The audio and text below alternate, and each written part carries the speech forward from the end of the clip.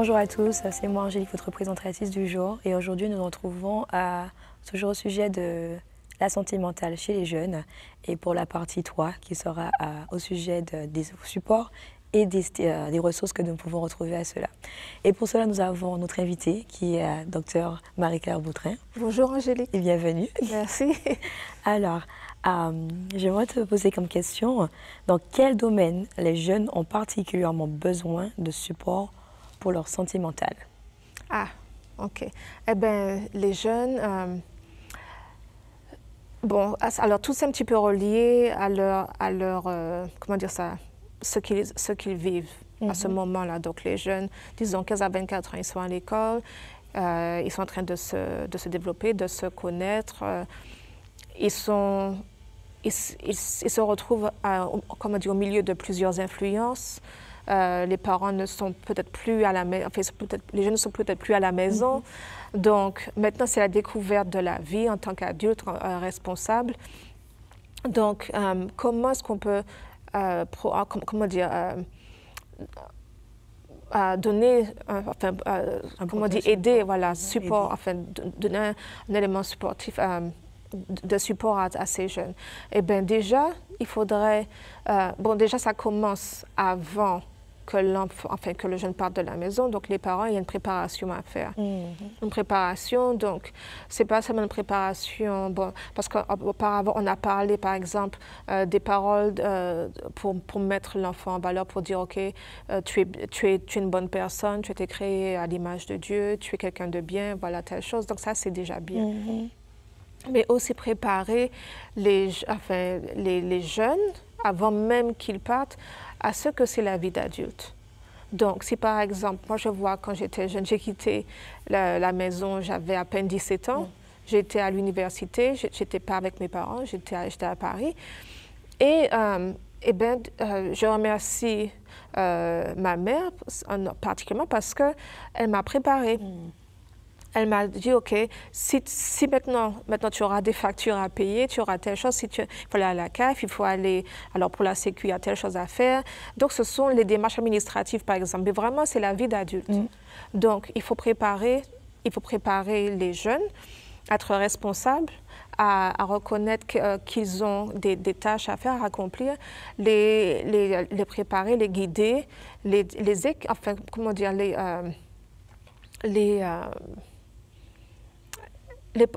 c'est une préparation. C'est une préparation. Les choses simples. Faites ta lessive. Comment laver les vêtements. Comment ça paraît des choses évidentes, mais... Ça paraît des choses évidentes. Mais je vois, par exemple, j'ai enseigné à plusieurs universités. Il y a des jeunes qui viennent à l'université, ils ne savent pas laver leurs vêtements, ils ne savent pas comment faire la lessive, ils ne savent pas où mettre le savon, ils ne savent pas s'il faut mettre javel ou pas, ils ne savent pas qu'il faut laver les vêtements blancs à part, il y en a qui ne savent pas faire à manger. Donc, mais ce sont des choses qui paraissent banales, mais toute petite chose, quand ça s'accumule, ça peut devenir un fardeau ou alors quelque chose, une préoccupation pour le jeune. Et ça peut être aussi un moyen, alors disons qu'il y a un agresseur dans les alentours du jeune qui se rend compte que le jeune, il est perdu par rapport à certaines fonctions de base de la vie. La personne peut devenir une victime ou alors, comme on dit, une cible. Une cible, oui. Parce qu'il est clair que le jeune n'est pas préparé. Donc, le support commence avant même. Donc à la maison. Voilà, à la maison. Contexte familial. Voilà, contexte familial, contexte social. Donc, apprendre à s'assumer, apprendre à faire des démarches administratives dans la vie adulte. Donc, voilà, être responsable. Donc, déjà, ça, c'est un élément. Et puis aussi, consolider la force, comment dire, consolider la santé mentale du jeune. Donc, ça ressemble à quoi? Sensibiliser les jeunes à ce qui fortifie leur santé mentale. Le sommeil. Quand on ne dort pas assez, ça, vraiment, l'effet de manque de sommeil, c'est assez important. On perd nos facultés, nos facultés mentales, troubles de concentration, attitude, les sortes d'humeur, on ne se sent pas bien. Même des fois, il y a des sensations physiques, on sent qu'on ne va pas bien, il y a des douleurs dans les articulations, dans les muscles. Le manque de sommeil, le métabolisme est changé. Il y a le stress, l'effet du stress qui s'impose. Ça veut dire qu'on peut commencer à avoir des pathologies qui se démontrent, des irritations, inflammations. Le tracé intestinal ne se fait pas comme il le faut. Et à ce moment-là, on devient affaibli, on ne se sent pas bien. Et puis, ça fait boule de neige. Je ne me sens pas bien au niveau de la physiologie. Maintenant, il y a des répercussions mentales. Donc, comment dire, mon estime de soi diminue. Je ne sais plus qui je suis, je perds pied. Donc, les choses simples peuvent comment dire, se développer des choses qui deviennent beaucoup plus graves. Donc, sommeil, c'est important. Support, il y a aussi le support familial. Donc, l'enfant peut-être le jeune n'est plus chez les parents. Ça ne veut pas dire qu'il y a une coupure instantanée. La distance physique peut être là, mais la distance sociale doit être maintenue. Donc, je sais que les jeunes, quand ils partent, ils veulent développer un sens d'indépendance. Donc, ils ne veulent pas trop « Ah, maman, mais pourquoi tu m'appelles tous les jours? Je ne veux pas. » Mais... se sentir un peu libre. Voilà. Mais il vaut mieux que l'enfant dise ça au lieu que le jeune ressente qu'il a été abandonné. Parce que moi, le jeune, il sait bon, il va dire ça, mais aussi bon, mais je sais que mes parents, qu'ils pensent à moi, qu'ils s'occupent de moi parce qu'ils veulent prendre des nouvelles. Donc, c'est un support. C'est un support, même si le jeune ne veut pas avouer. Il ne veut pas avouer vraiment, mais il sait, comme on dit dans l'arrière de sa famille, qu'il a un support. Que si jamais qu'il y a un problème, il sait que sa famille est là. Donc, mis à part le contexte familial, quel autre conseil que tu aurais, quel autre domaine? J'aurais pensé bien évidemment scolaire également. Oui, et voilà scolaire. Alors, au niveau, pour maintenant, ça dépend de l'établissement où le jeune sera. Il y a des établissements qui sont très grands, des grandes universités. Alors là, des fois, on perd pied parce que les professeurs, ils ont des centaines d'étudiants. Ils ne vont pas, prendre tout le monde, comment dire, il ne faut pas nourrir tout le monde à la cuillère non plus. Et c'est vrai que quand on est à ce niveau-là, il y a aussi quand même un niveau de responsabilité du jeune. Mais au niveau du contexte aussi de l'éducation, du système universitaire, déjà, ça serait bien. Mais en général, dans ce genre d'institution, il y a aussi des personnes qui sont là pour pouvoir apporter, par exemple, des psychologues, ou alors il y a des gens quand même qui sont là pour pouvoir aider, apporter un support mental ou émotionnel pour les étudiants. Ou au moins, ils auront des informations pour diriger le jeune où aller pour pouvoir trouver le support dont ils ont besoin. Et en tant que chrétien, je vais aussi ajouter qu'il y a aussi le support de l'Église.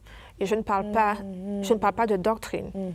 Je parle du contexte social, du contexte d'acceptation où le jeune, on a un jeune qui est nouveau dans la région. L'Église devait dire, OK, bienvenue, l'accueillir, établir, un village, si je peux dire, un support, un espace où le jeune se sent bien, se sent à l'aise, voilà. Et ce n'est pas seulement le samedi. Donc, par exemple, ils peuvent demander pendant la semaine, alors comment ça se passe, ça va, tu as mangé, tu as à boire, voilà. Mais le but n'est pas d'endoctriner le jeune. Le but, ce n'est pas un but religieux. C'est être humain. Être humain, apporter son aide, l'amour, partager l'amour. L'amour, voilà. C'est comme dans la Bible dit que nous devons prendre soin des veuves, des orphelins, des gens qui sont défavorisés. Le but n'est pas de les endoctriner. Le but, c'est de représenter l'amour que Dieu a pour l'humanité.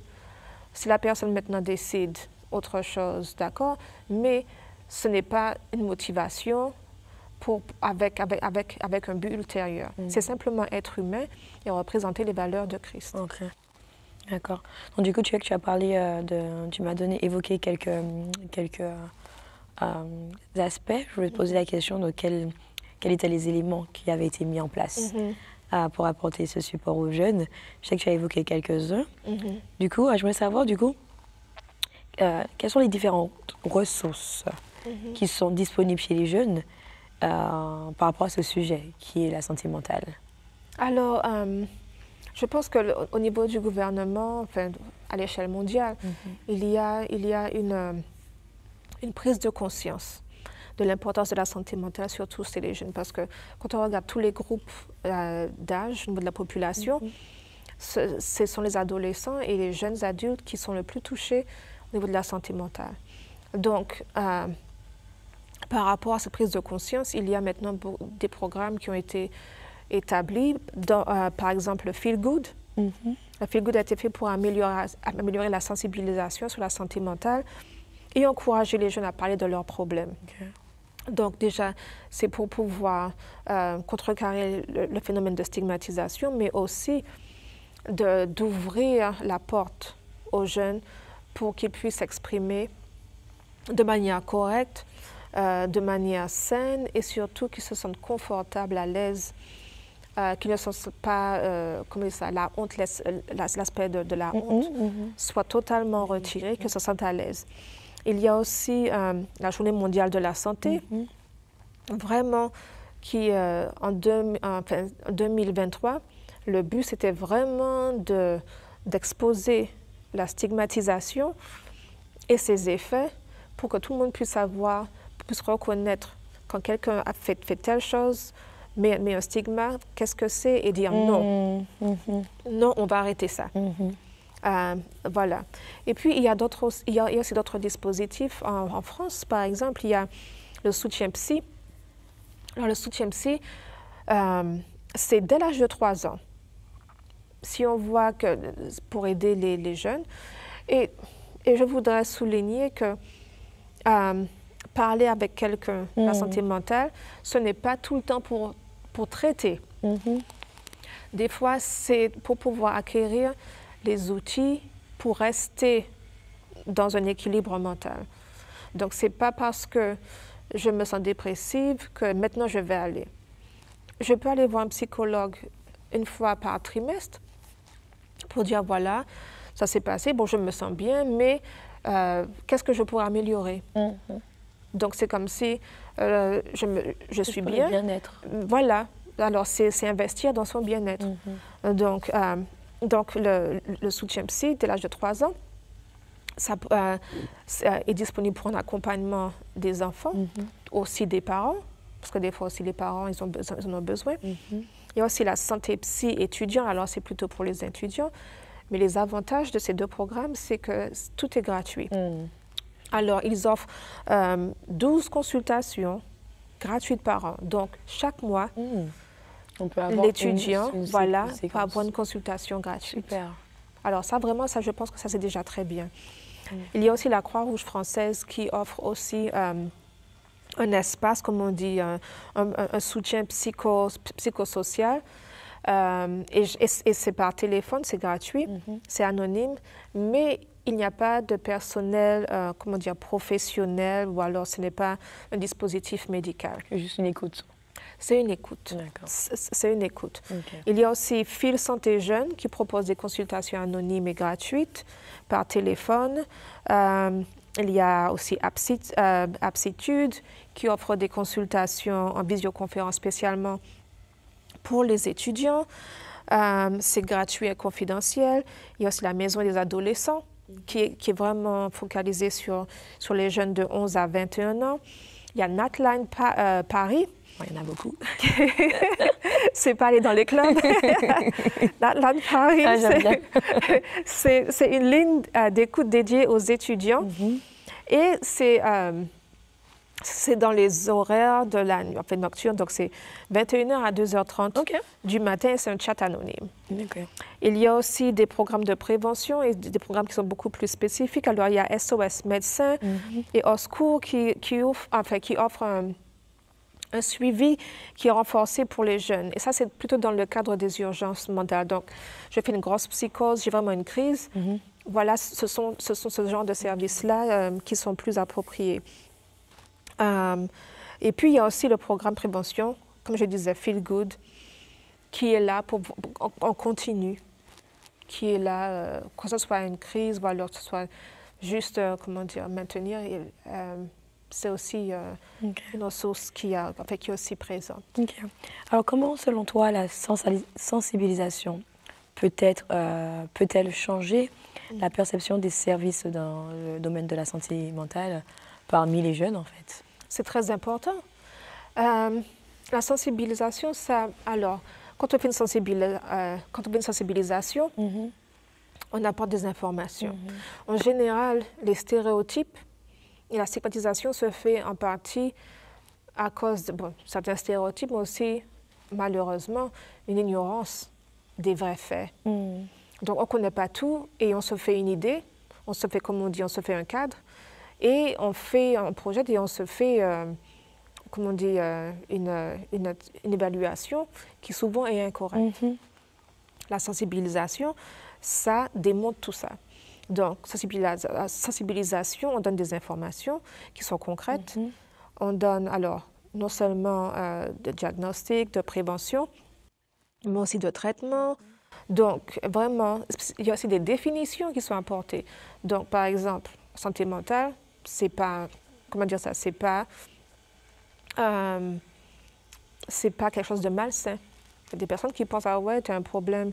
Tu vas voir un psychologue ou un psychiatre, comment dit, voilà. Ça ne va pas alors. Ça ne va pas, tu as des boulons qui sont... Non, non, c'est pas ça. Des fois même, c'est simplement peut-être des petits déséquilibres au niveau des neurotransmetteurs. Donc, des fois, c'est pas... Il y a, comme on dit, la stigmatisation a une connotation beaucoup plus négative et dénigrante. Donc, il faut sensibiliser du coup les jeunes à ce que c'est. Voilà. Donc, leur apprendre qu'est-ce que c'est. Évaluer de manière adéquate. Donc, c'est pas si mauvais, c'est pas si grave, c'est pas si dénigrant que ça. Il y a des fois, bon, tu es stressé, c'est normal de sentir que tu perds un petit peu pied. Maintenant, ça ne veut pas dire que ça va être tout le temps comme ça, mais c'est normal d'avoir ce genre de ressenti. Maintenant, il ne faut pas dramatiser pour dire, ah oui, puisque c'est comme ça maintenant, tu vas continuer, tu vas t'effondrer. Non, ce n'est pas tout le monde qui a ce genre de suivi, enfin, d'évolution. Donc, c'est sensibiliser, ramener un équilibre au niveau des évaluations, des pensées, comment on cadre les choses. Donc, c'est très important. C'est très important au niveau de la perception de la santé mentale et aussi du support et, comment on voit la santé mentale chez les jeunes. Alors, qu'est-ce que tu aurais... j'arrive après à toutes mes questions, mais pour les jeunes qui nous regardent aujourd'hui, qui nous écoutent, quel conseil que tu aimerais leur partager, que nous allons nous revoir tous ceux que nous avons... tout cet épisode, ce thème qui a été au niveau de la santé mentale. Alors, qu'est-ce que tu retiens? Qu'est-ce qu'on peut retenir? Moi, ce que je retiens, c'est que la santé mentale chez les jeunes, ça arrive. Quand ça arrive, ce n'est pas le drame, ce n'est pas la fin de la vie. Donc, il faut apprendre que juste, de même qu'il y a des problèmes au niveau de la santé physique, c'est pareil au niveau de la santé mentale. Le contexte, les expériences ont tous des effets sur notre cerveau, sur la manière dont on voit les choses, la manière dont on voit la vie. Et c'est normal, quand on grandit, on va passer par des hauts et des bas. Ça ne veut pas dire qu'il y aura tout le temps des bas, ou alors qu'il y aura tout le temps des hauts, mais c'est comme ça la vie. Donc, il faut juste se rendre compte que, bon, aujourd'hui, j'ai ce problème. Je reconnais ce problème. Maintenant, comment est-ce que je réagis? Apprendre à se connaître, ça c'est important. À s'analyser pour pouvoir savoir, OK, qu'est-ce que je peux faire? Est-ce que je vais voir un spécialiste ou un... Et puis, en parlant de professionnels de santé mentale, il y en a plusieurs. Donc, par exemple, je vais peut-être lister... je vais parler une variété de métiers qui sont associés à la santé mentale. Alors, si, par exemple, on commence avec le psychologue. Alors, un psychologue, en général, ils ont 5 années d'études théoriques et pratiques. Ils se concentrent, ils ont aussi un diplôme universitaire, donc ils arrivent en psychologie. En général, c'est un master ou avec un stage professionnel. Bon, selon le cursus et où on veut pousser le développement, la spécialisation, on peut faire plusieurs années d'études. Mais en général, leur spécialité, c'est analyser les pensées, les émotions, les comportements humains. Donc, en général, ils posent des questions et selon les réponses, ils écoutent et ils commencent à analyser les réponses pour voir un petit peu où la personne se sent. Voilà, et puis leur donner des outils pour pouvoir contrecarrer ou alors un petit peu réorienter les pensées, les émotions afin de maintenir un équilibre mental. Donc ça, c'est un petit peu les psychologues. Mais il y a un diplôme, il y a une formation adéquate. Il y a aussi les neuropsychologues. Alors là, c'est un psychologue qui s'est spécialisé en neuropsychologie durant ses études et il étudie les liens entre le fonctionnement du cerveau et le comportement. Donc, ce psychologue a un élément renforcé en biologie. Donc, il va comprendre un petit peu plus au niveau moléculaire, au niveau biologie, l'anatomie, la physiologie, comment, s'il y a un déséquilibre à tel endroit, bon, ça va avoir des répercussions sur le comportement de la personne. Donc, c'est comme je parlais par exemple du sommeil. Sommeil, il y a un cadre circadien, donc on a une horloge dans le corps et l'horloge commence, l'horloge majeure, c'est dans l'hypothalamus, la partie du cerveau, et c'est là où il y a une horloge, il y a un cycle, il y a un rythme de processus biologiques qui se passe. Il y a des gènes qui sont exprimés et les protéines qui sont issues de ces gènes régularisent, ou alors, dirigent, gouvernent ce qui se passe dans les cellules et c'est transmis dans tous les différents organes, ce qu'on appelle les horloges circadiennes périphériques. Et chaque organe maintenant suit l'horloge et tout le monde, a un rythme qui est dicté par l'hypothalamus. Voilà, la partie dans l'hypothalamus. Donc, si par exemple, j'ai un manque de sommeil, j'ai compromis cette horloge. Donc, il y a au niveau de la régulation, c'est dérégulé, il y a un problème. Les répercussions vont se faire sentir dans tous les organes, dans les horloges périphériques. Donc, disons par exemple le foie. Le foie, c'est là où il y a les activités métaboliques. Je ne dors pas bien. Maintenant, je vais peut-être manger plus tard. Voilà, je vais manger mal. Manger moins. Ça va, je mange au moment où l'horloge, le cycle circadien de mon corps me dit il faut que tout se repose. À ce moment-là, je mange, je remets tout en marche.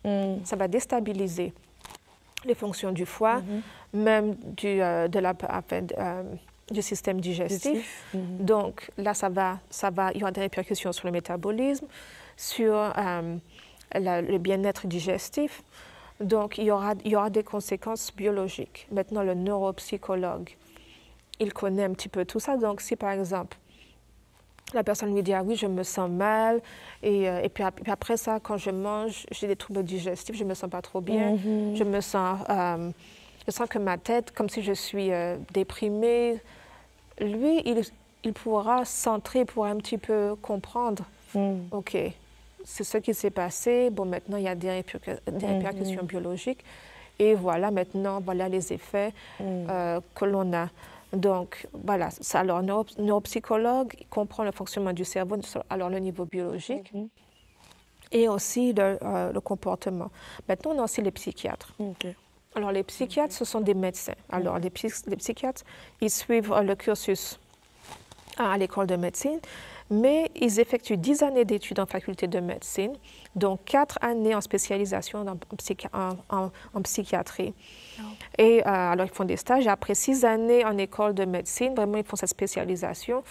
Et le but, c'est de traiter les désordres, les pathologies au niveau déjà plus supérieur. Ah oui, c'est aussi plus supérieur. Donc, en général, quand on fait appel au psychiatre, quand même, c'est qu'il y a quand même des manifestations, des symptômes qui sont déjà assez avancés. Et il faut un traitement. Un traitement, donc il y a des médicaments, des thérapies qui sont en place, qui ne sont pas limités à l'écoute, par exemple, psychologue, mais maintenant, il faut apporter un apport, enfin, je ne vais pas dire chimique, mais un apport thérapeutique en général avec des médicaments, des interventions thérapeutiques. Il y a aussi le pédopsychiatre. Alors, c'est aussi appelé le psychiatre de l'enfant et de l'adolescent. Alors, vraiment, spécialisé pour ces tranches d'âge. Donc, c'est comprendre la psychologie, la manière dont les enfants pensent au niveau du cerveau, le développement, les fonctions mentales, physiologiques, les comportements, tout ça des enfants et des adolescents. Alors, il faudra que cette personne aura un diplôme de médecin, mais sera spécialisée au niveau, au niveau de l'enfant et de l'adolescent. Et puis, il y a aussi le psychothérapeute.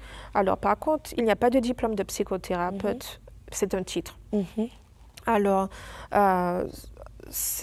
apparemment, il y a des régulations qui sont mises en place par l'État depuis 2010.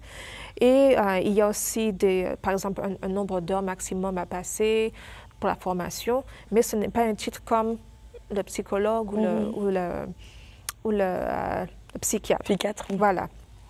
Alors, psychomotricien, il y a 3 ans d'études théoriques et pratiques, et il y a un diplôme d'état professionnel qui est aussi donné. Praticien aussi, c'est pas réglementé, donc c'est pas reconnu par l'État. Donc en général, il y a ce genre, alors il y a beaucoup de ressources, des métiers. Donc il faudrait que les jeunes se rapprochent pour savoir quel genre de métier leur conviendrait le mieux. Alors selon moi, je dirais que la foi, en tant que chrétien, et le côté médical ne s'exclut pas l'un de l'autre. Voilà. Alors il est vrai que la foi soigne. C'est vrai qu'il serait important d'inviter les jeunes et toute autre personne d'aller aussi voir des professionnels. Oui, la foi c'est un support, mais ce n'est pas le début et la fin. Alors, nous vous remercions d'avoir suivi cette nouvelle série, cette nouvelle thématique concernant la santé mentale. On vous dit à la prochaine fois. Merci.